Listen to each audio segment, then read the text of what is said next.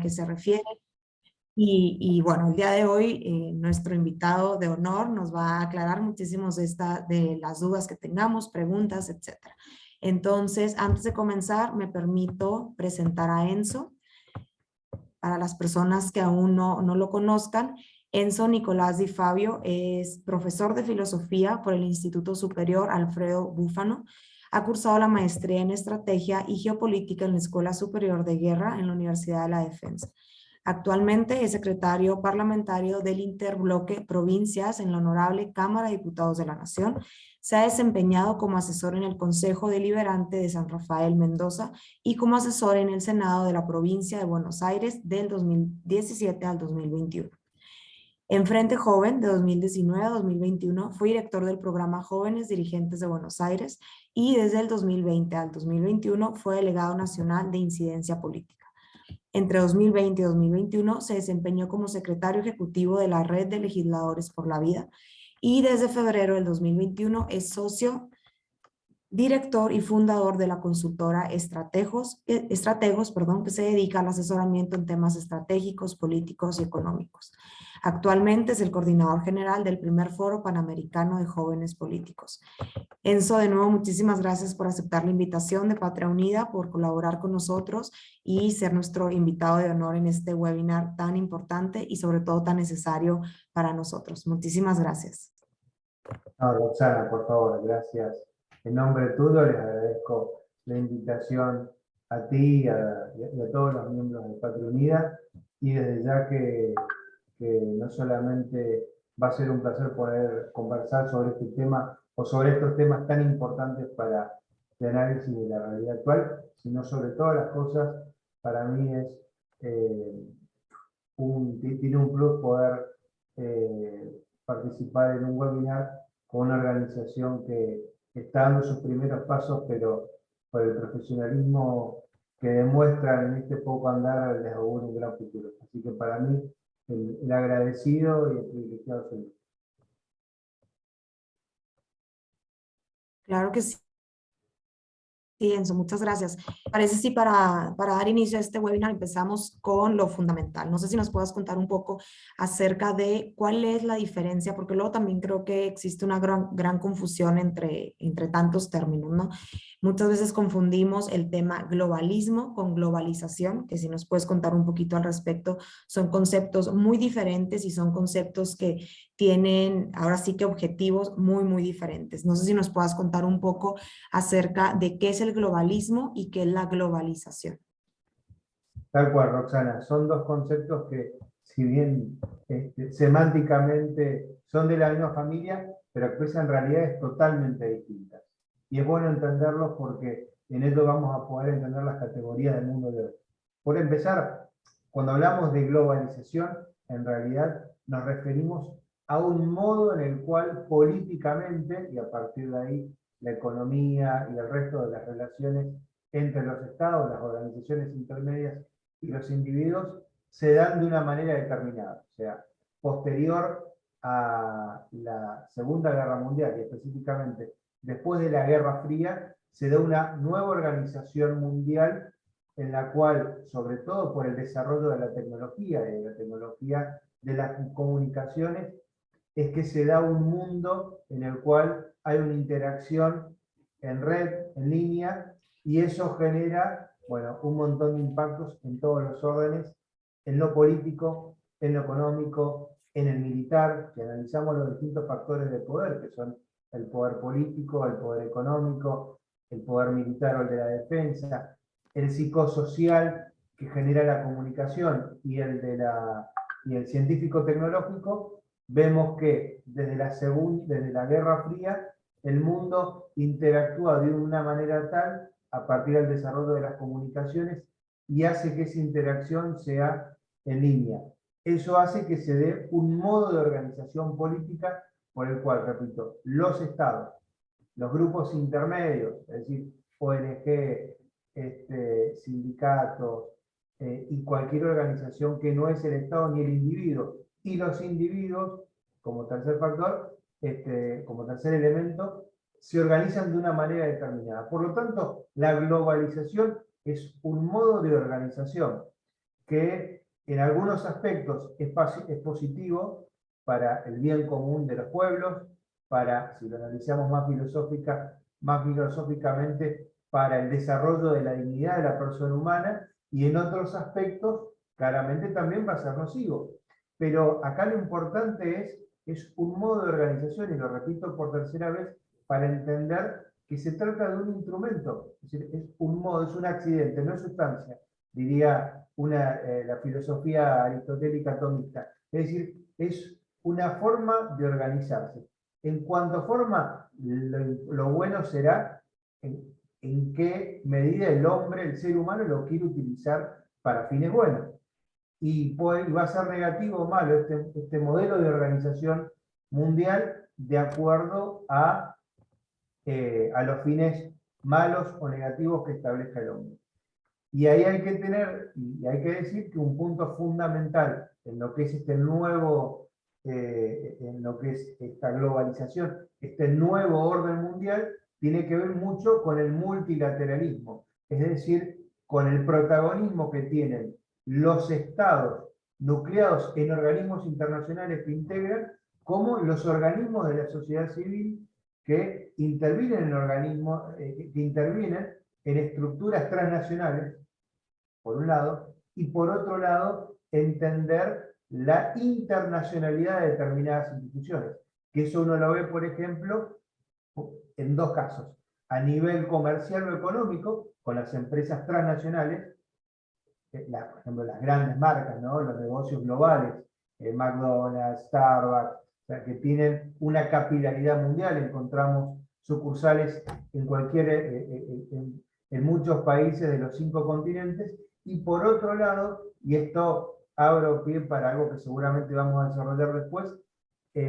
las organizaciones, las ONG, las organizaciones no gubernamentales o de la sociedad civil, en la cual los sujetos, los hombres y mujeres, se nuclean, que sin tener una vinculación directa con el Estado, tienen influencia sobre la vida de los estados, de otros estados, e inciden a nivel mundial.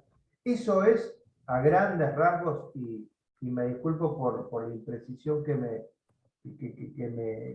fuerza el poco tiempo que tenemos, eso es eso es la globalización, perdón. Un modo de organización. Ahora, el globalismo es una actitud. El globalismo es una actitud ideológica en virtud de la cual las personas, los decisores políticos, los distintos gobiernos, las distintas organizaciones de la sociedad civil entienden que el multilateralismo está por encima de la soberanía nacional, de las identidades nacionales y de las agendas locales. Es decir, dicho de otro modo, el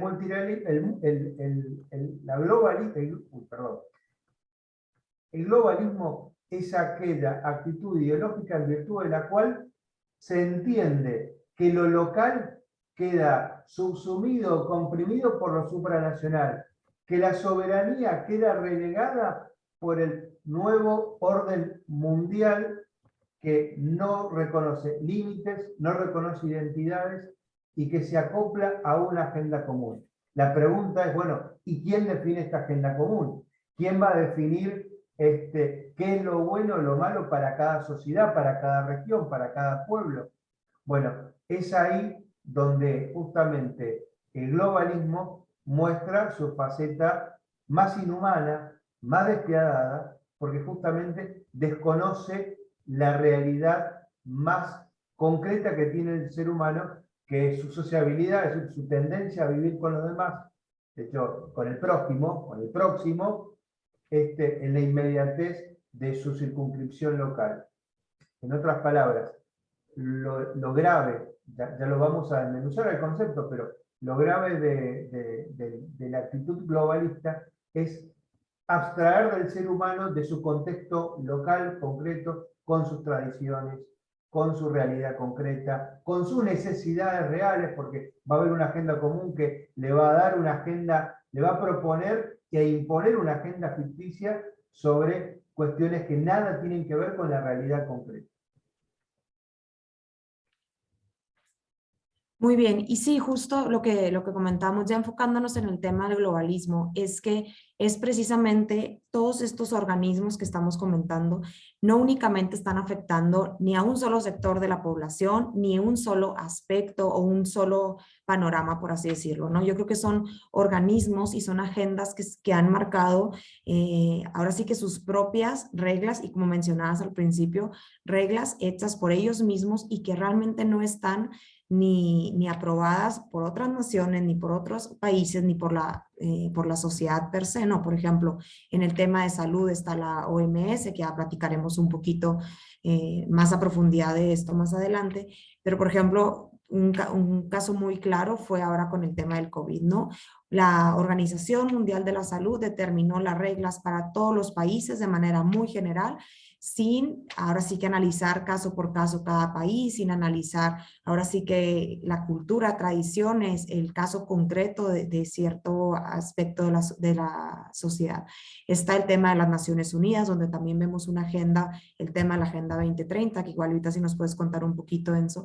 Entonces, ahorita el problema con estos organismos internacionales es que están marcando una agenda que va muchísimo más allá de la soberanía de cada uno de los países y que además, si me permites comentar, pues bueno, son organismos que son liderados por personas que son puestas ahí por algún otro líder y que no son seleccionadas de una manera ni democrática ni por cualidades. Digo, al final de cuentas, están ahí por la decisión de alguna otra persona, alguna otra asociación, etcétera. Entonces, pues bueno, al final de cuentas, todos estos organismos están promoviendo una agenda globalista y aquí mi pregunta es, ¿por qué manejar una agenda común en materia ideológica? O sea, porque es una misma ideología la que están manejando todos estos organismos. Antes de responder a tu pregunta, quiero detenerme en algunas cosas muy interesantes que dijiste al pasar.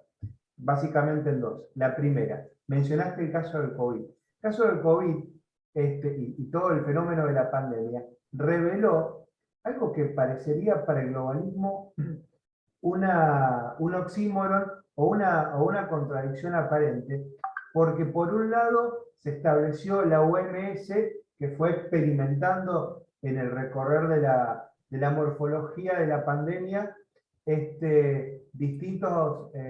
distintas acciones sanitarias que en muchos casos eran cuestionables, que en otros casos podrían ser de orden prudencial y practicables, pero que fueron sucediéndose y cambiando en el tiempo, y que eso era tomado prácticamente con un valor sacrosanto, que quienes osaban cuestionarlo pasaban a estar del lado, pasaba uno a ser un terraplanista, y acá tampoco, yo en este sentido no me quiero ir por las ramas, pero tampoco estoy amparando yo o legitimando el conspiracionismo exacerbado de muchos en este tema.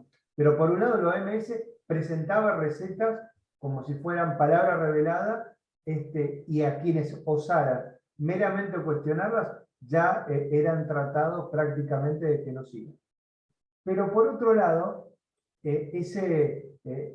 lo que todo siempre fue el auge, repito, desde la segunda, desde la Guerra Fría, el auge del multilateralismo, el protagonismo que tenían, o el protagonismo no siempre efectivo en términos reales, porque por ejemplo, Naciones Unidas, al fin de cuentas, no pudo evitar la invasión de Irak, por ejemplo, pero con un esquema donde la Organización de las Naciones Unidas tenía un protagonismo muy importante, y esto era una expresión de que la relación entre los estados coordinada era incuestionable y era un valor que se había, que nadie podía llegar a pensar que se podía cuestionar en el siglo XXI. La cerrazón y la limitación de circulación de las fronteras de los estados para prevenir la ola de contagio reveló, por ejemplo, que la soberanía nacional, este caso, no deja de ser un instinto natural que tienen los estados justamente para defenderse.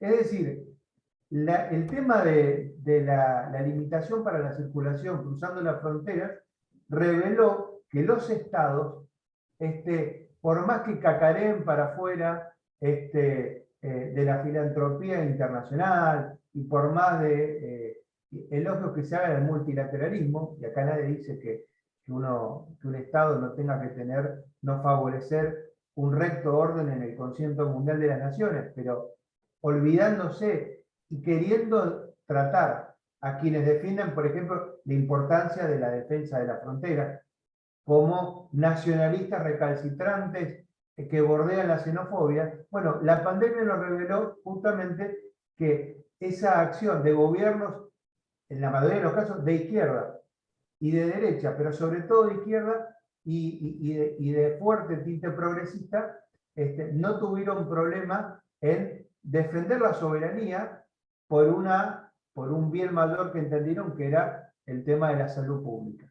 Entonces, primer punto, quería hacer mención a eso que vos mencionaste, porque revela que en definitiva el ser humano sigue siendo el mismo, es decir, en sus micro relaciones no deja de proyectarse como es, de acuerdo a un orden natural, en sus macro relaciones, es decir, en las relaciones con el Estado o entre Estados. Y esa tendencia natural a la preservación que fundamenta, por ejemplo, el ejercicio de la soberanía, también se vio en estos casos, y por actores que nadie podría sospechar que eran nacionalistas xenofóbicos en el siglo XXI. Y había algo más que me olvidé, pero respondiendo ya a tu pregunta, acerca de quiénes imponen esa agenda, bueno, claramente ahí tenemos que hablar de otro fenómeno que está íntimamente ligado con el globalismo, que es el del progresismo. Es decir, una ideología cuya esencia en definitiva es el relativismo cultural, que se niega a afirmar que existe una naturaleza dada en las cosas, empezando por el ser humano y de ahí partiendo de cualquier realidad, por la cual cada uno es capaz, como decían los sofistas, es la medida, cada ser humano es la medida de la verdad. Y en ese sentido, este progresismo que se niega a reconocer un orden en la naturaleza, un orden en el ser humano, un orden en las relaciones sociales, ha hecho que se pierda no solamente los vínculos de los seres humanos entre sí, porque si a cada definición, si a cada opinión le damos el valor de verdad, el ser humano por de pronto empieza a generarse confusión para relacionarse, y eso va a generar distintas identidades que van a ir chocando, dado que justamente cada uno es capaz de definirse a sí mismo. Perdón si me voy haciendo un poquito hacia el abstracto, pero en realidad No, lo no que te hay que ver preocupes. acá es entender claramente que el progresismo como tal ha desnaturalizado al ser humano. Se niega a reconocer al hombre tal cual es, y ahí hace que campeen las definiciones que el hombre recrea o inventa, por ejemplo, sobre la sexualidad, y ahí tenemos la ideología de género, sobre el multiculturalismo, en virtud del cual va a usar como argumento que los hombres, que determinadas culturas que han hecho un aporte notable a la humanidad, en realidad pretendieron destruir porque no respetaron una cultura preexistente, que ahí, por ejemplo, entra de lleno todo lo que tiene que ver con la leyenda negra de la conquista de América y con el indigenismo.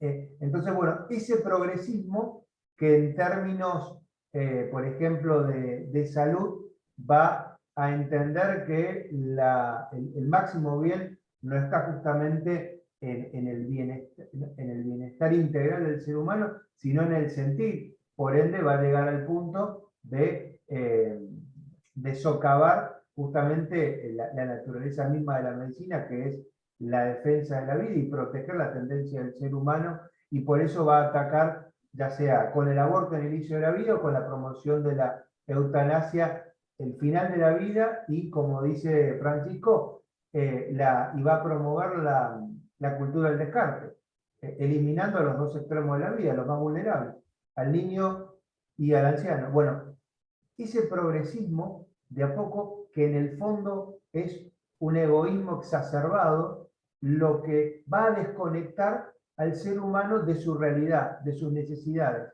Y ya no el hombre va a ser una persona concreta de carne y hueso, de una familia, que tiene vinculaciones, compromisos y deberes con el prójimo, en su familia, en su ecosistema puntual, como puede ser el trabajo, las organizaciones intermedias en las que participa, y la patria que le da raíz, sino que va a ser un ciudadano en el mundo, desarraigado, sin fe, sin valores, porque todo entra en el campo de la subjetividad y relativismo, y por ende perfectamente manipulable.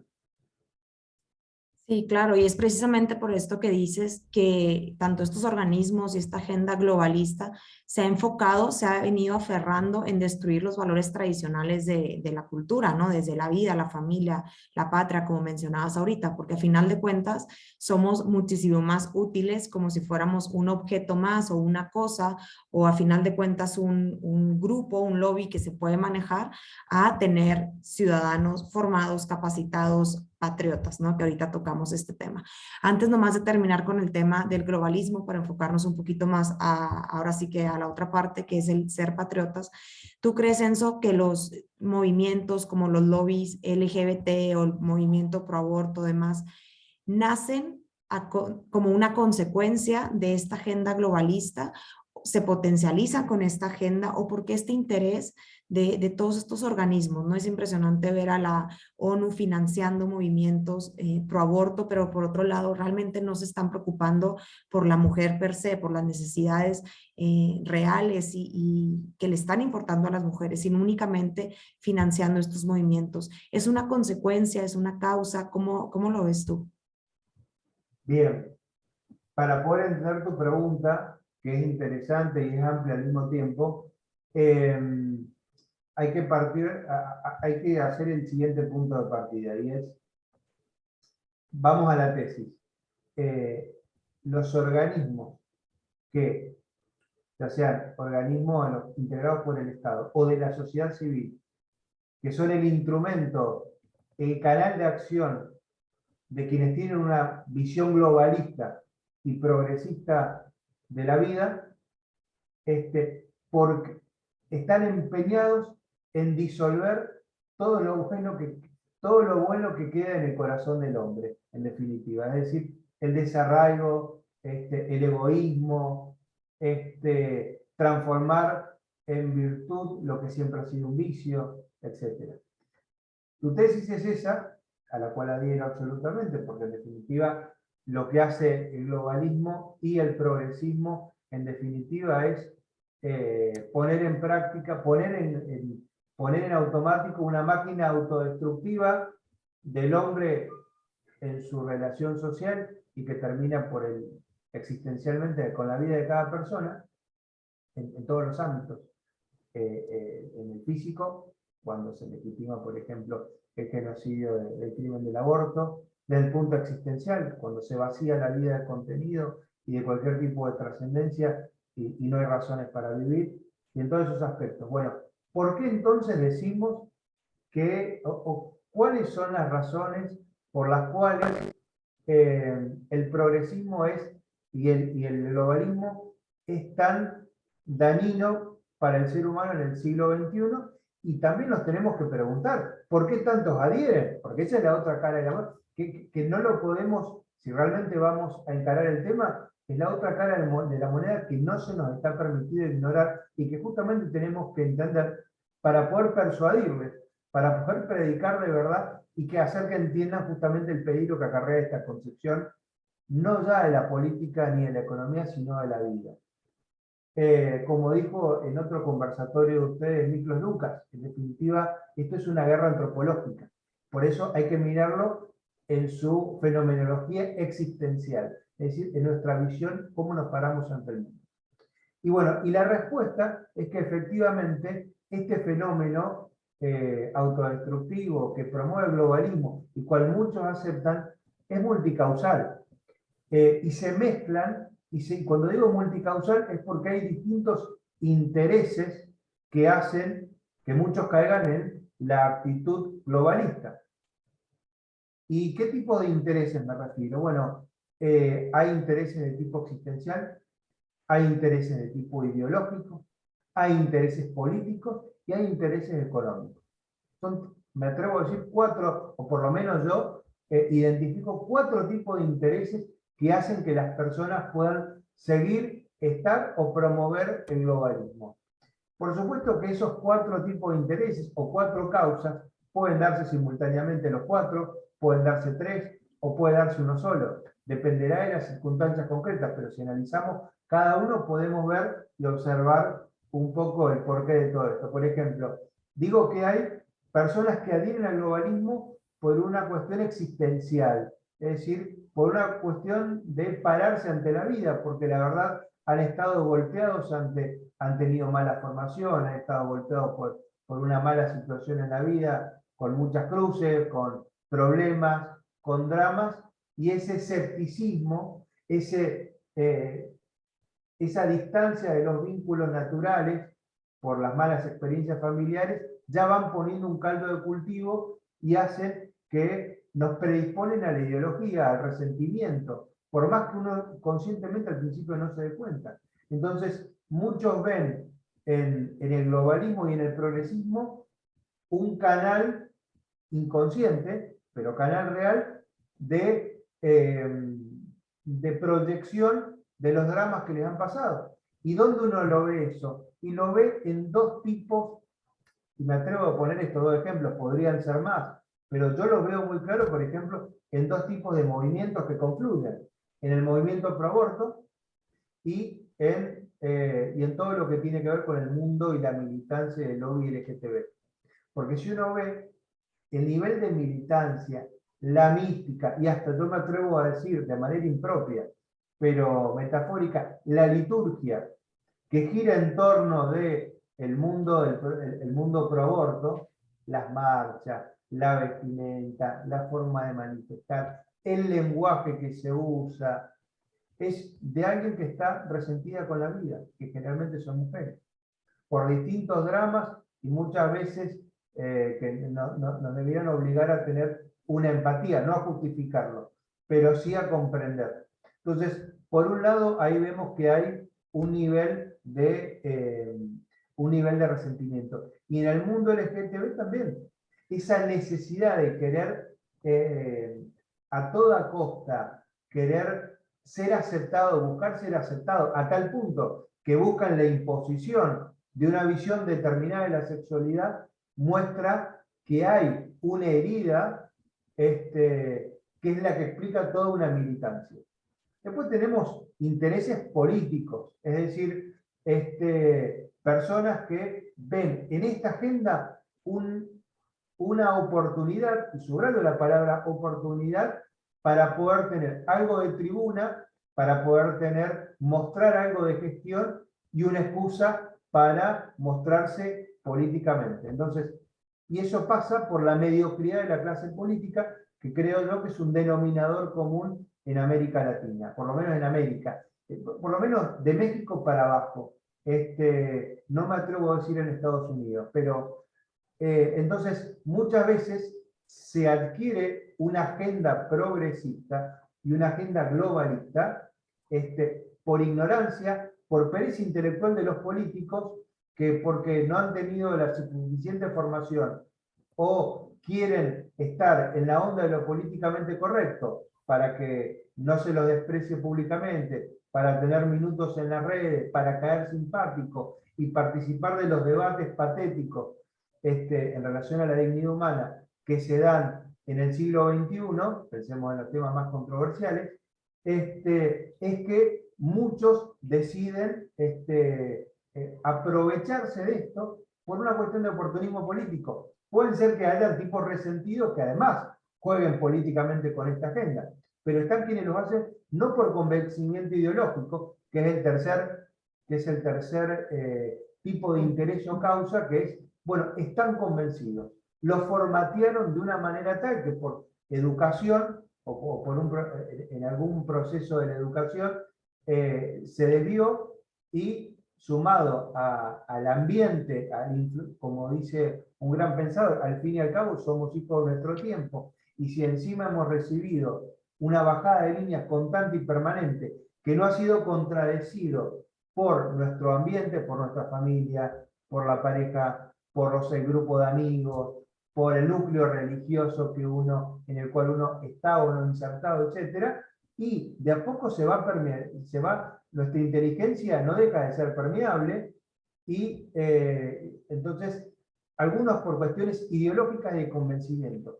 Estos los tenemos que ubicar dentro de un grupo minoritario. Y por último, porque hay razones económicas. Es decir, hay un beneficio de quienes en algunos casos pueden lucrar con esta agenda. Yo creo, y uno dice, bueno, ¿cuál es el beneficio económico? Bueno, pensemos solamente, no exclusivamente, pero solamente pensemos en quienes, en la perspectiva de género ha creado en los estados, lo digo en mi país, es un ejemplo absolutamente negativo, pero muy elocuente al respecto, de cómo la perspectiva de género ha creado direcciones de género en todas las jurisdicciones de gobierno, desde los municipios más chiquitos, pasando por los estados provinciales a los estados nacionales. De ahí a los ministerios, secretarías. Entonces, de pronto, la agenda de género, que se deriva en una nueva burocracia de los estados, hacia adentro y con representación internacional, genera un circuito de gente que son cargos que hay que pagar, que hay que gastar, y que tienen en los temas de género una justificación, en teoría. Entonces, ahí encontramos una de las formas. El otro día, y cierro este punto con una conversación que tenía con una joven dirigente venezolana, que ella participaba de una organización muy amplia, en la cual habían personas que... El único denominador común era la defensa del Estado de Derecho, pero después tenían divergencias. Y además ella tenía una propia organización, porque ella era cristiana, y me contaba la enorme dificultad que tenía de financiamiento, no solo por la situación económica tan deteriorada de Venezuela, lo cual es obvio, sino de recibir financiamiento de fundaciones internacionales, porque estaban obligados para poder recibir esos fondos, a trabajar en proyectos, por ejemplo, que tuvieran como beneficiarios directos a las comunidades LGBT. Es decir, si no tenían ningún programa o proyecto vinculado con el LGBT, no recibían un solo dólar o euro. Entonces, repito, son ejemplos pequeños, pero de ver cómo muchas veces la conveniencia, en este caso ideológica, hace que se promueva ese tipo de agenda.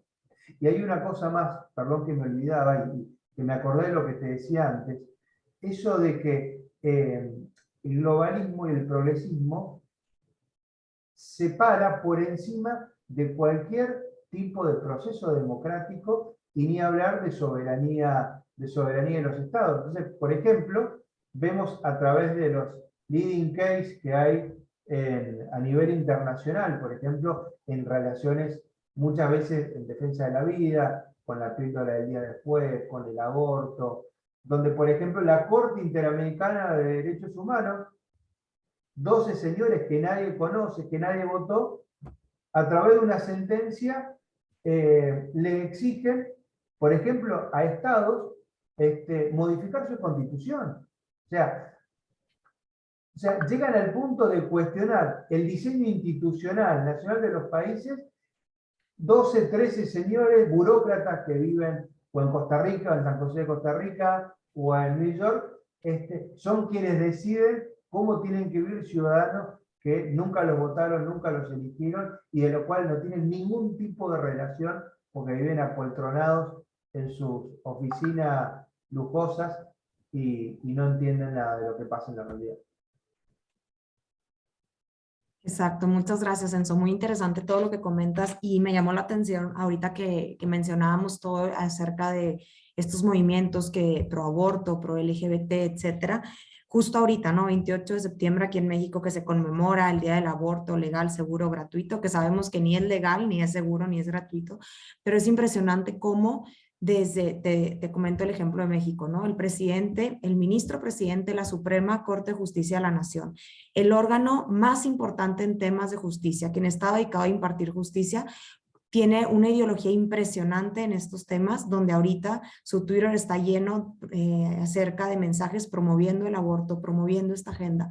Entonces vuelvo a lo que dices de la importancia de que cómo todos estos organismos han logrado involucrarse, meterse en la soberanía de cada uno de los países que estamos llegando a este punto, ¿no? Un ministro donde su tarea principal es impartir justicia, más allá de cualquier ideología, pues está totalmente ideologizado.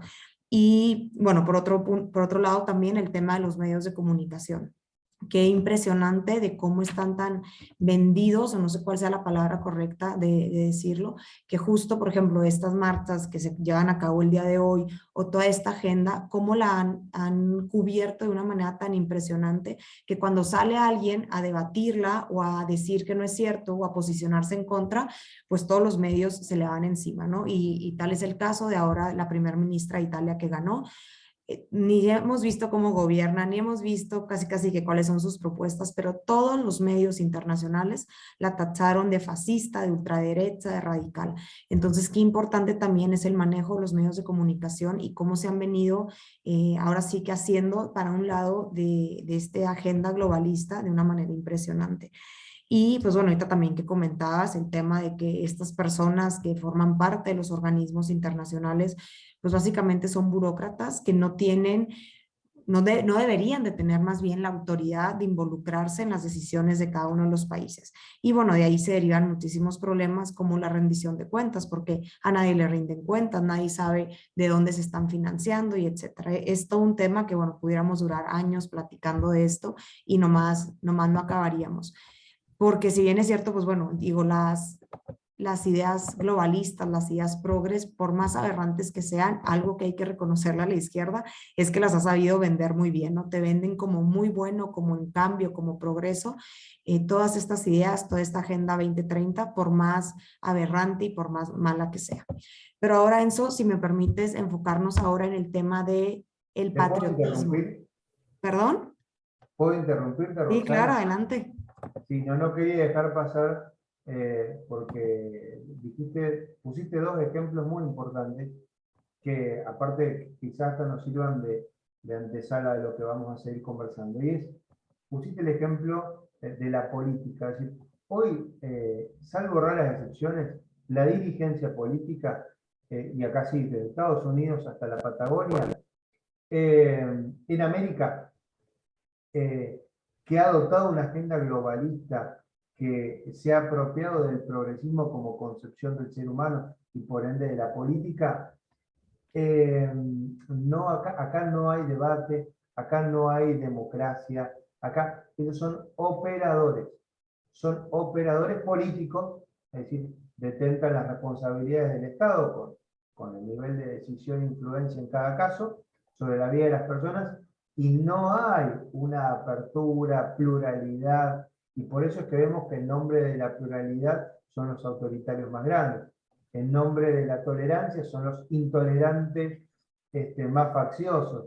Entonces, primero que nada, acá hay que entender la política, repito, no quiero parecer pedante ni pecar de academicismo, pero acá hay que rescatar, por ejemplo, para entenderlo, porque entiendo acá que somos todas personas ilustradas, a Carl Smith, cuando Carl Smith habla de que la política, que lo esencial en la política es la distinción entre amigo y enemigo, entendiendo que la política, que nuestra concepción humanista y cristiana, sea uno religioso o no, pero por herencia cultural, entiende que la política debe estar al servicio de un fin superior, que es el bien común, pero que el centro de la actividad política es la búsqueda y el ejercicio del poder, o la búsqueda o el mantenimiento del poder. En ese ejercicio del poder es que cuando uno tiene objetivos, cuando un actor político tiene objetivos, inmediatamente surgen enemigos con intereses contrapuestos.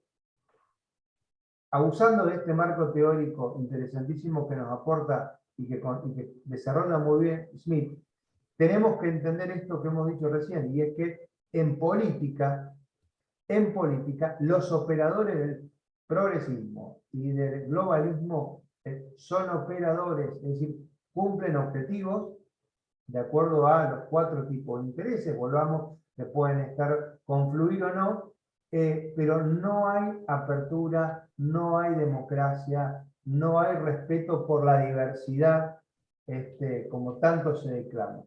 Y eso lo tenemos que saber a la hora de enfrentarlo, a la hora de determinar con realismo qué se puede negociar y qué no se puede negociar, porque no va a haber ningún tipo de consenso.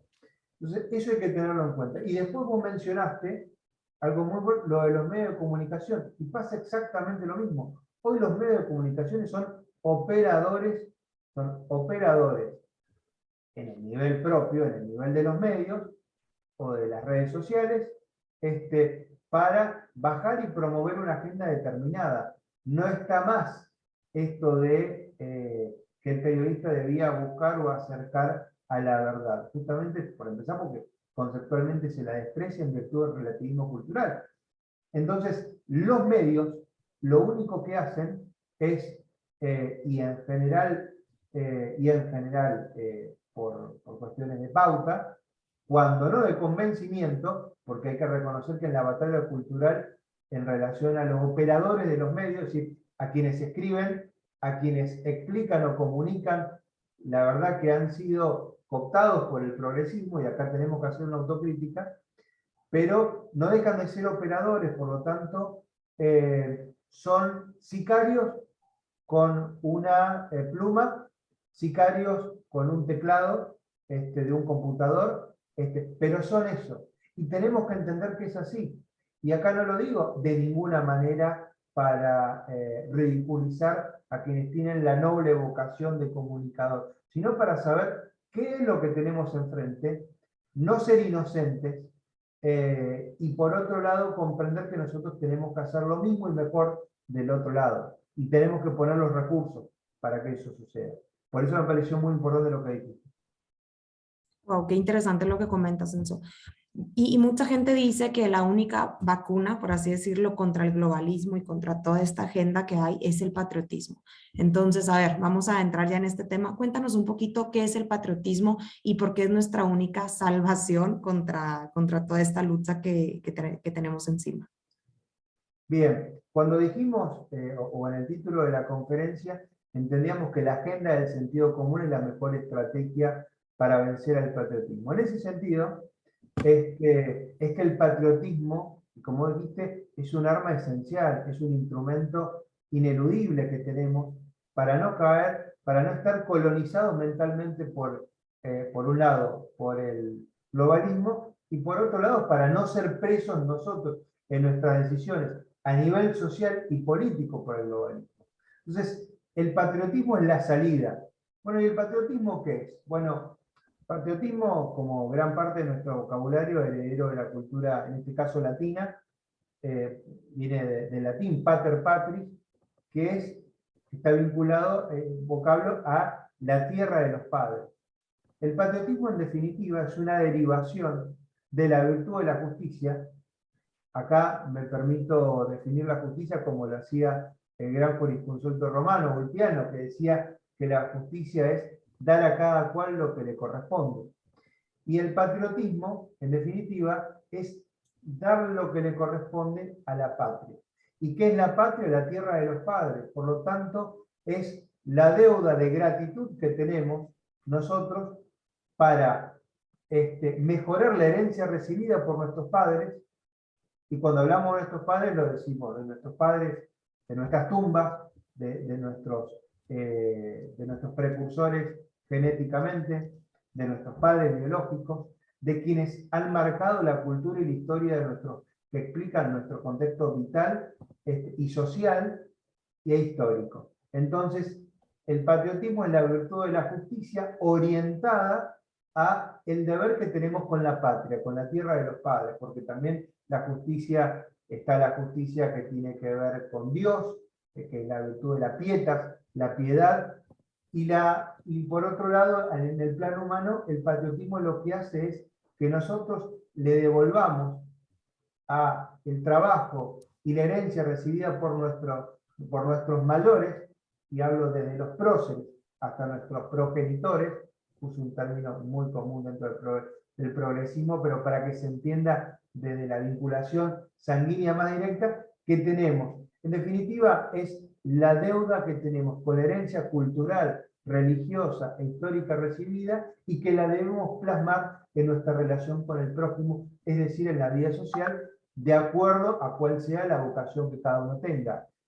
Porque no va a ser lo mismo el patriotismo que va a ejercer un médico que va a ejercer un político o un abogado o un educador. Pero en todos estos casos, el patriotismo, decimos que es el antídoto proporcional al globalismo, porque nos tiene que dar la conciencia de que nosotros somos sujetos, es decir, hombres y mujeres, insertos en una realidad concreta. Somos hijos de Enzo, Edgardo Di Fabio, de Lila Susana Botelo, que tengo hermanos, que tengo abuelos, que tengo unos próceres que han marcado la historia de mi país con sus instituciones, con su modelo de fe, y que hacen que sea quien soy y que tenga las posibilidades que tengo. Y en ese trazo hacia el horizonte, dar lo mejor de mí, que dar lo mejor de uno no es un eslogan sentimental del siglo XXI, sino es poner al servicio los talentos recibidos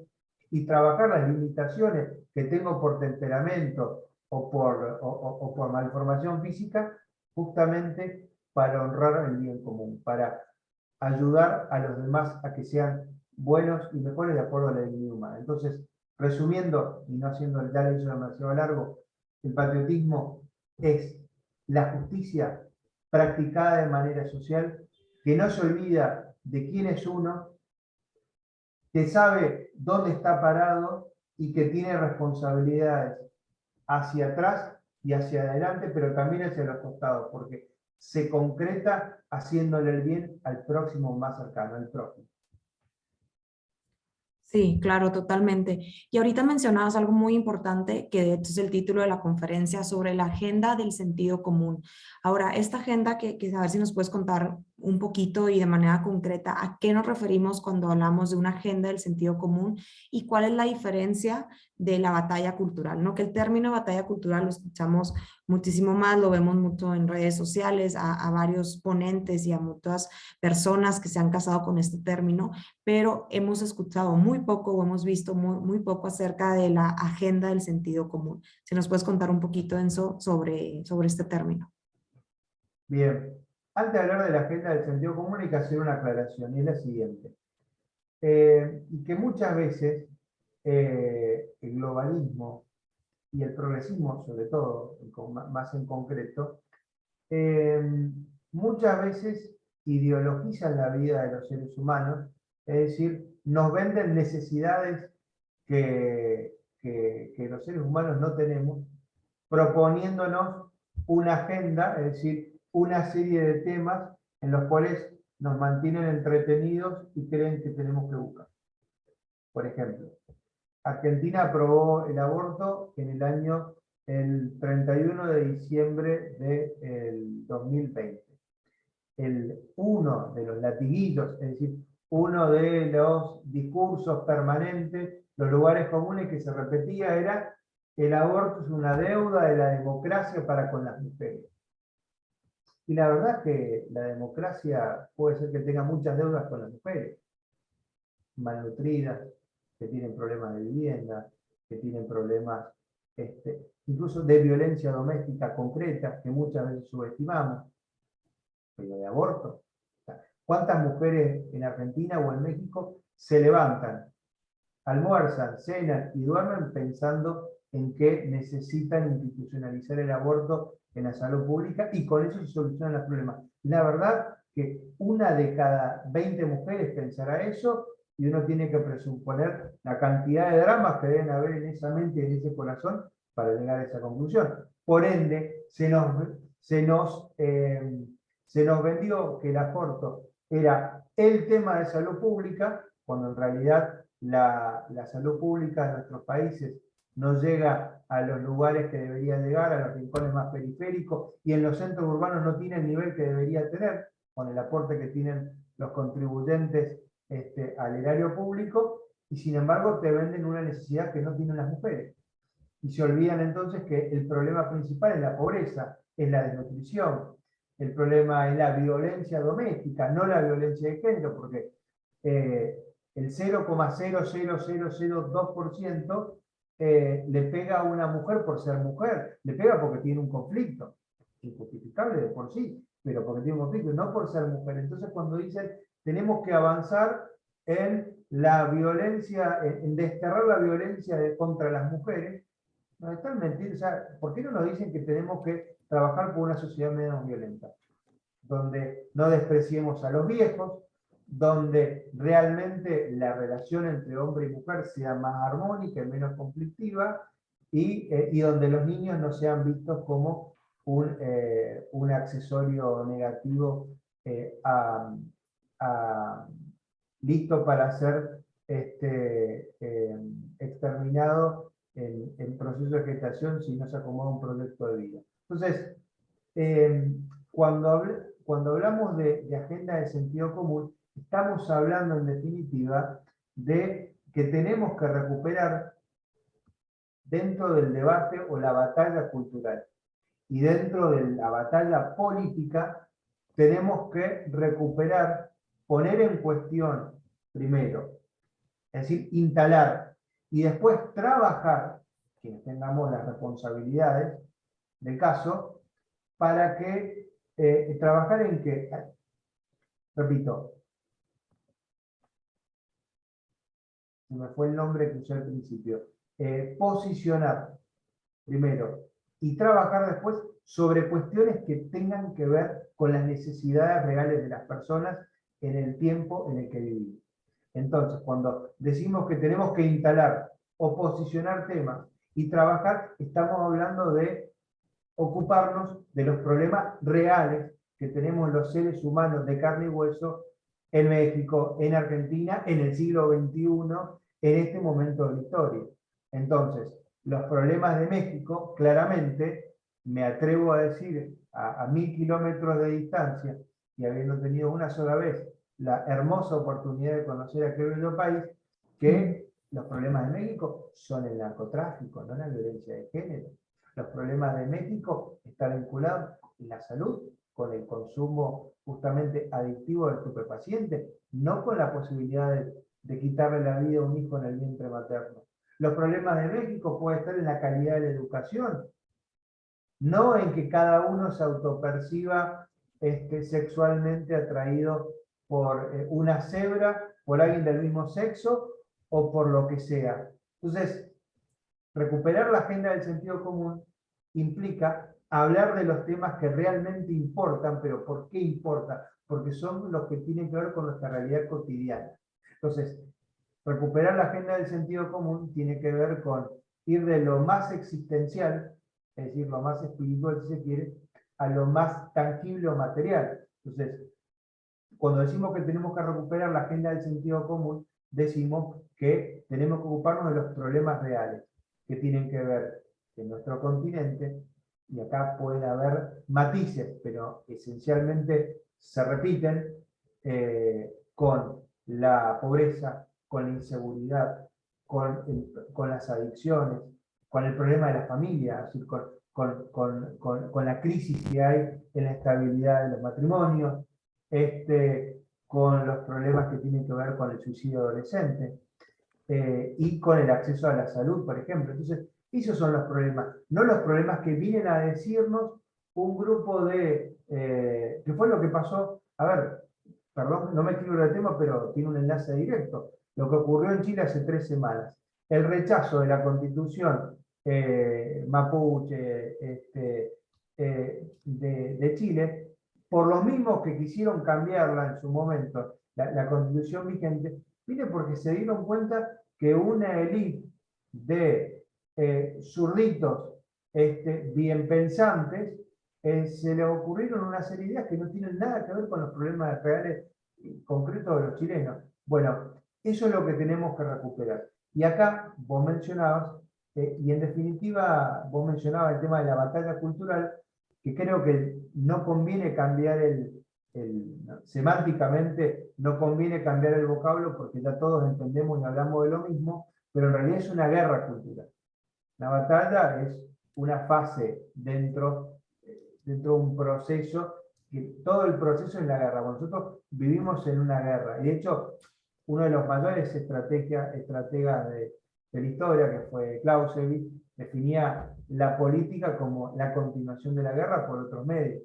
Entonces, entender que tanto la batalla o la guerra cultural como el combate que damos en la política, quienes comunican y quienes trabajamos o tratamos de trabajar para accionar sobre la política y así transformar la vida de la gente, tenemos que hacerlo sobre una agenda del sentido común, es decir, sobre las necesidades reales.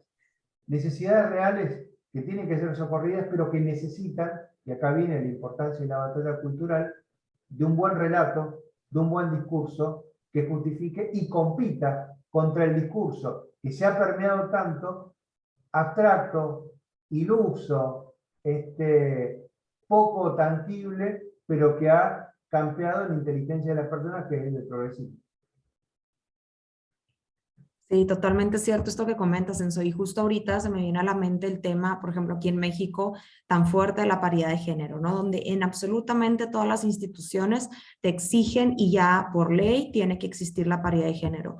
Y es la primera vez en la historia de nuestro país donde hay más mujeres senadoras, donde hay más mujeres en la Cámara de Diputados, pero al mismo tiempo es el país donde, perdón, el sexenio donde hay más pobres, donde más mujeres han matado, donde ya no hay escuelas para los niños, donde no hay estancias infantiles. Entonces, justo lo que decías ahorita, ¿de qué nos sirve que todas estas mujeres estén en el poder?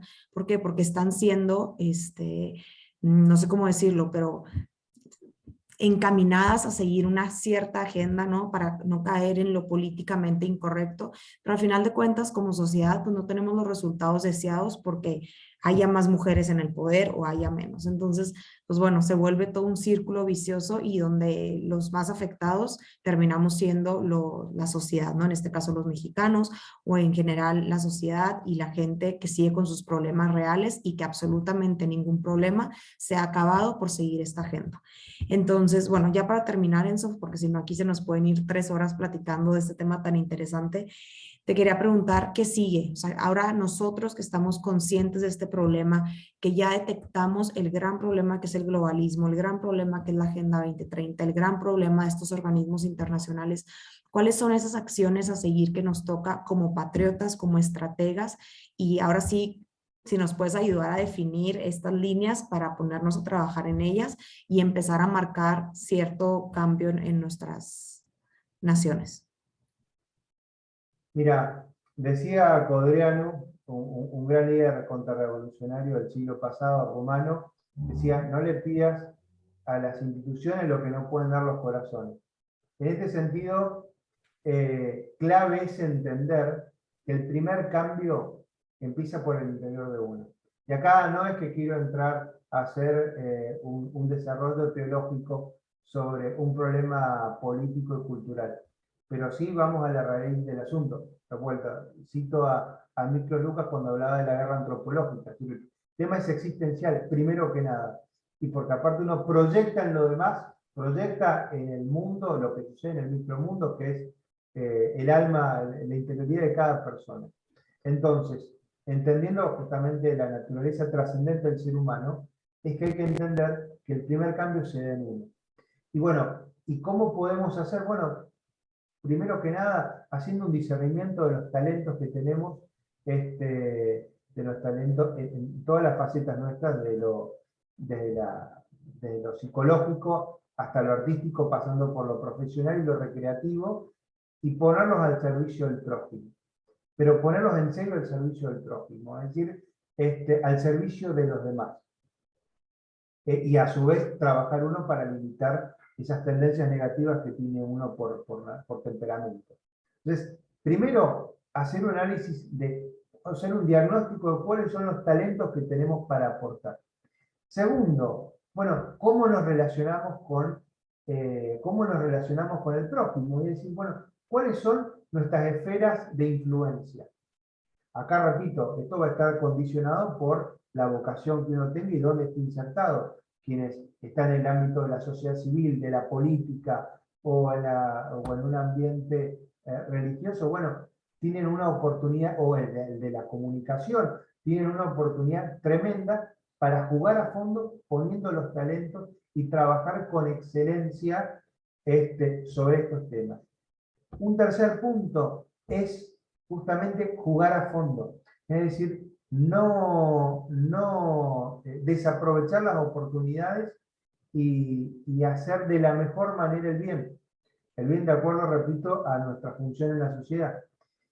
Y después otro punto importante que hay que tener en cuenta tiene que ver con el hecho de que eh, uno tiene que actuar de manera estratégica. ¿Qué quiere decir que tiene que actuar de manera estratégica? La estrategia es el arte que muchas veces estuvo confiscado en el mundo militar, pero que debe ser aplicado a cualquier actividad humana, en virtud de la cual uno, al determinar objetivos, establece los medios adecuados para alcanzar esos objetivos. Entonces, en definitiva, tener una visión estratégica, palabra que está absolutamente manipulada hoy y prostituida, porque hablamos de estrategia atribuyéndoselo a cualquier cosa, pero no. Una concepción estratégica de la vida y de cada acción, y ni hablar en las grandes acciones, como tiene que ver con la cultura, o la política, o la economía, significa que tenemos que armonizar bien y ser proporcionales proporcionales, coma, realistas en la selección de los instrumentos que elegimos para conseguir esos objetivos. Entonces, bajándolo más a lo concreto, tenemos que actuar de tal manera que los medios que usamos y que estén a nuestra disposición, porque no siempre vamos a tener los mejores medios, sean los mejores para que nuestra influencia, nuestra acción sea eficiente. Y ahora vamos a los ejemplos y con esto termino.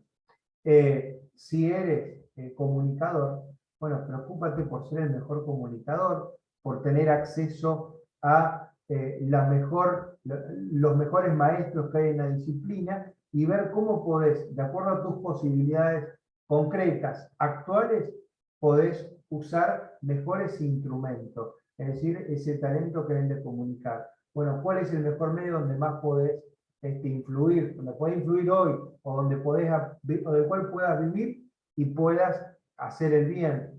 ¿Y qué hace política? Bueno, ¿en qué lugar uno, dentro de la disputa del poder, va a tener más posibilidades para poder proyectarse y poder hacer el bien y poder llegar a los cargos públicos a partir de los cuales se puede transformar la realidad? Bueno, buscar el lugar donde uno va a tener la libertad, donde va a tener menos competencia y donde realmente va a poder estar a gusto. Bueno, tenemos que ser estratégicos en el sentido de seleccionar los medios para cumplir los objetivos. Y acá ya no puedo ser más concreto porque depende de cada uno la batalla que esté dando en su vida, pero lo importante es ese, que nunca se olvide de que, como decía, en definitiva, y esto hay una coincidencia total entre Sun Tzu, gran estratega, genio de la estrategia oriental, entre San Ignacio de Loyola, fundador de la Compañía de Jesús, y entre Clausewitz, oficial del ejército prusiano del siglo XIX. Y es la regla del tanto cuanto, es decir, el que quiere el fin, quiere los medios. Tenemos que estar dispuestos, si queremos estos fines, si queremos desterrar realmente esto que vemos que es un cáncer de la sociedad, el progresismo y el globalismo, tenemos que estar dispuestos a poner los medios. Primero nuestra existencia concreta, practicando la justicia y poniendo nuestros talentos al servicio de los demás, pero hecho de manera inteligente. No al tuntún ni por hacer, sino buscando siempre la excelencia.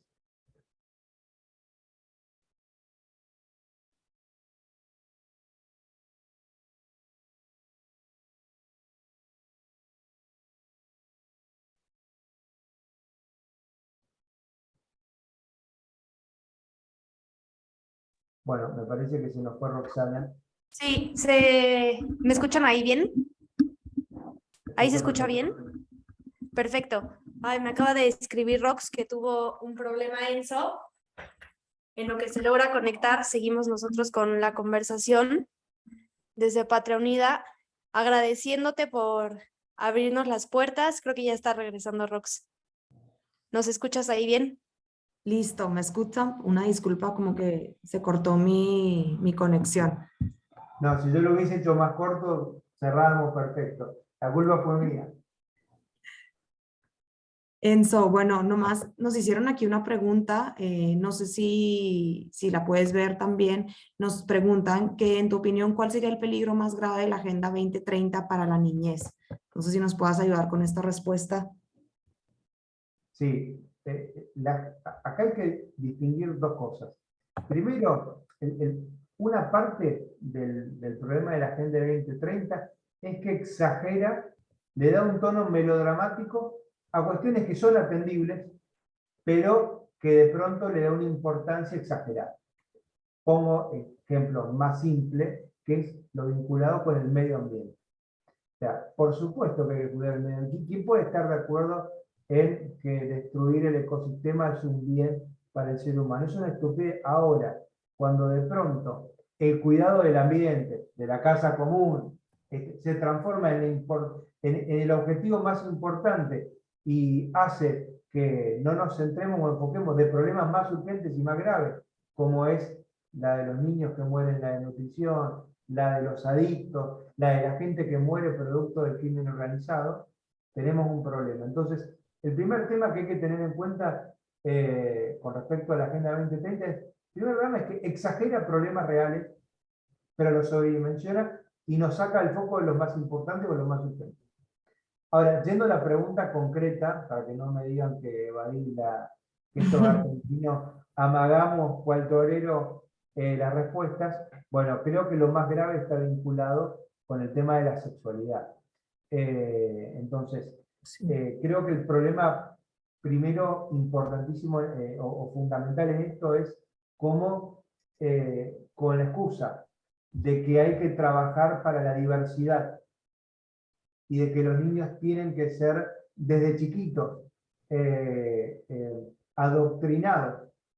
Ellos no dicen adoctrinados, ellos dicen tienen que ser educados para el respeto de la diversidad. Allí se esconde un problema que no es el respeto de la diversidad, sino es la incitación temprana de la sexualidad, por encima y por fuera de las etapas naturales que tenemos los seres humanos. Entonces, la excitación temprana del comienzo de la sexualidad ya es un problema, y luego el tema que tiene que ver con la identidad de género, es decir, con la facultad que hemos descubierto, que hemos tenido. Hemos sido tan brutos los seres humanos que recién, 2000 años después de la era cristiana, nos dimos cuenta que podemos elegir la sexualidad por encima de ciertas limitaciones que nos da la naturaleza. Entonces, que se crean de jóvenes ya en la posibilidad de elegir una visión alternativa de la sexualidad, va destruyendo a la juventud, porque por empezar, cuestiones incluso desórdenes de tipo afectivo, dramas, heridas más que dramas, que se acarrean, terminan naturalizándolos con un tema de experiencia en la sexualidad sin ir a los problemas de fondo, y con lo cual dejan a las personas heridas de por vida. Entonces, me parece que lo más grave tiene que estar vinculado con el despertar temprano de la sexualidad por encima de las edades y etapas naturales. Y acá no hay que tener problemas ni complejo hablar de etapas naturales. Y por otro lado, con el tema, con la artificialidad de la identidad de género, que lo único que hace es profundizar problemas preexistentes a la elección sexual. Sí, totalmente de acuerdo. Yo creo que el simplemente hablar de la ideología de género de la niñez nos da para un webinar de otras 2 horas, y ojalá, Enzo, ojalá podamos volver a coincidir y agendar otro webinar, porque en verdad que esta plática ha sido muy fundamental y además nos ha nutrido muchísimo. Estamos seguros que la gente se quedó muy contenta, tal vez con más preguntas que luego te puedan estar contactando. Y pues bueno, yo creo que con esto terminamos. En nombre de Patria Unida te queremos dar las gracias por tu espacio, por aceptar esta invitación, por el tiempo y sobre todo por ayudarnos a tocar de una manera tan concreta y ayudarnos a entender sobre todo de una manera más simple estos temas que, como comentábamos desde un inicio, son sumamente importantes y los debemos de entender muy bien para saber cuál es el sentido y por qué la importancia de esta batalla y esta lucha que estamos dando hoy en día. Entonces, de nuevo, Enzo, muchísimas gracias y ha sido un placer compartir este webinar contigo.